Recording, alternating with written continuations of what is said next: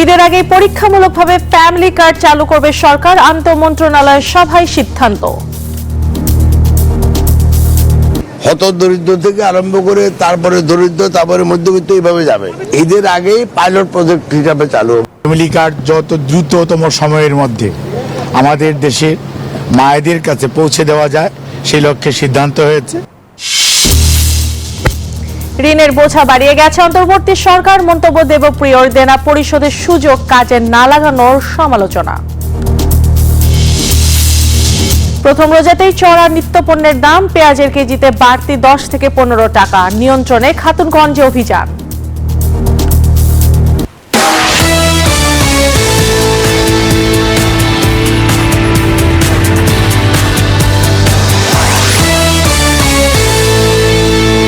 আমন্ত্রণ ব্যবসা বাণিজ্যের অর্থনীতির সর্বশেষ খবর নিয়ে নিউজ 24 এর নিয়মিত আয়োজন পূবালী ব্যাংক পেলসি বিজনেস টাইমে। সাথে আছে আমি পিঙ্কি সানোয়ার। এতক্ষণ দেখছিলেন সংবাদ শিরোনাম, এবার বিস্তারিত। প্রকল্প হিসেবে ঈদের আগে ফ্যামিলি কার্ড দেওয়ার সিদ্ধান্ত নিয়েছে নতুন সরকার। অগ্রাধিকার ভিত্তিতে দেশের 5 কোটি হতদরিদ্র পরিবার এই কার্ডের আওতায় আসবে।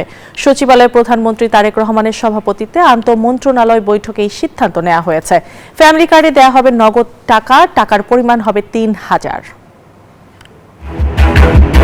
নির্বাচনী ইশতেহারে ফ্যামিলি কার্ড দেওয়ার যে প্রতিশ্রুতি দিয়েছিল বিএনপি, পরীক্ষামূলকভাবে তা ঈদের আগেই বাস্তবায়ন করার সিদ্ধান্ত নিয়েছে সরকার। প্রাথমিকভাবে 5 কোটি পরিবারকে দেওয়া হবে নগদ টাকা।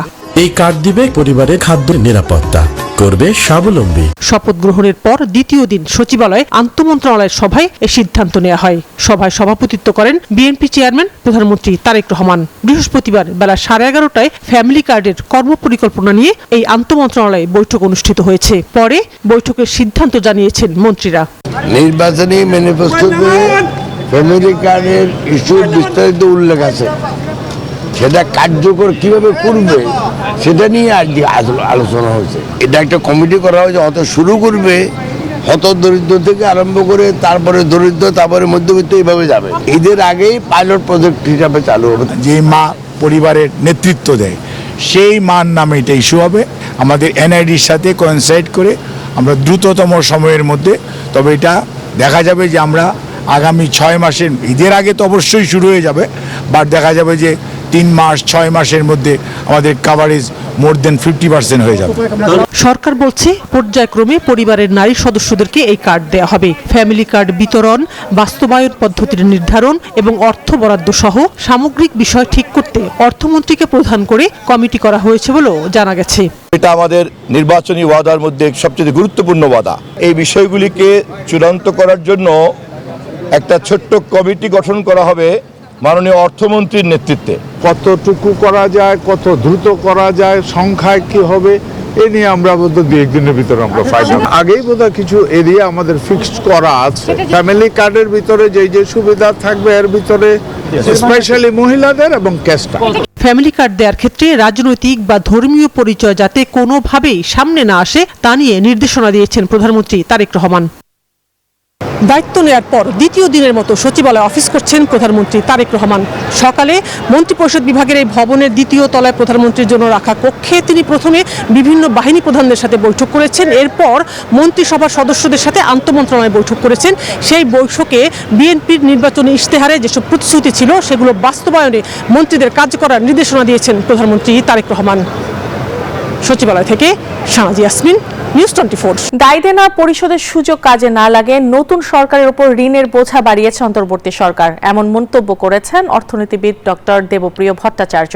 বৃহস্পতিবার নাগরিক প্ল্যাটফর্মের সেমিনারে তিনি মন্তব্য করেন।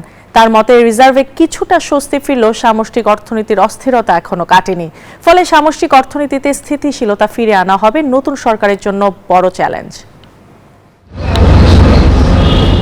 বৈদেশিক মুদ্রার রিজার্ভ ও রেমিটেন্সে কিছুটা স্বস্তি দিয়ে বিদায় নিয়েছে অন্তর্বর্তী সরকার। জুলাই অভ্যুত্থানে শেখ হাসিনা সরকারের পতনের পর ফেলে যাওয়া ফোকলা অর্থনীতিকে সচল করার চেষ্টায় ছিল অন্তর্বর্তী সরকার, তবে গতি ফেরাতে পারেনি সামষ্টিক অর্থনীতিতে। ভিতরে এবং আপনাদের সাথে মিলে বৃহস্পতিবার রাজধানীর মহাখালীর ব্র্যাক সেন্টারে এক সেমিনারে এসব কথা বলেন অর্থনীতি বিশ্লেষকরা। গবেষণা সংস্থা সিপিডির সম্মাননীয় ফেলো ডক্টর দেবপ্রিয় ভট্টাচার্য মনে করেন, দায় দেনা পরিশোধের সুযোগ কাজে না লাগিয়ে নতুন সরকারের উপর ঋণের বোঝা বাড়িয়েছে অন্তর্বর্তী সরকার। বাস্তবতা হলো এই যে ঋণ পরিস্থিতি যেটা এই সরকার পাচ্ছে, বর্তমান বিএনপি সরকার জোট সরকার পাবে, সেটা অন্তর্বর্তী সরকার যে অবস্থায় পেয়েছিল তার চেয়ে আরেকটু দুর্বল এবং নাজুক অবস্থায় তারা উত্তরাধিকার সূত্রে পাচ্ছে। এটা বিবেচনায় রাখার ব্যাপার। বাজার কিন্তু বুঝতে পারে যে আপনি টাকা ছাপিয়ে দিলেন কি দিলেন না, কারণ হলো টাকার বিপরীতে যদি পণ্য উৎপাদন না থাকে তাহলে মূল্যস্ফীতি হতে বাধ্য। তাহলে আমি আমার টাকার অঙ্কে আমি স্বাস্থ্যে বেশি দিতে পারবো, টাকার অঙ্কে আমি শিক্ষায়ও বেশি দিতে পারবো। কিন্তু রাজনৈতিক সিদ্ধান্তটা যেটা হবে সেটা হলো যে আমরা জিডিপির পার্সেন্টেজ হিসাবে আমরা এটাকে বাড়াবো। অর্থনীতি বিশ্লেষকরা বলেন, দীর্ঘদিন বাজেট ঘাটতি জিডিপির 5%-এর নিচে নামলেও ঋণের চাপ বাড়ছে। আগামী বাজেট প্রণয়নে সংযমী হতেও পরামর্শ দেন অর্থনীতিবিদরা।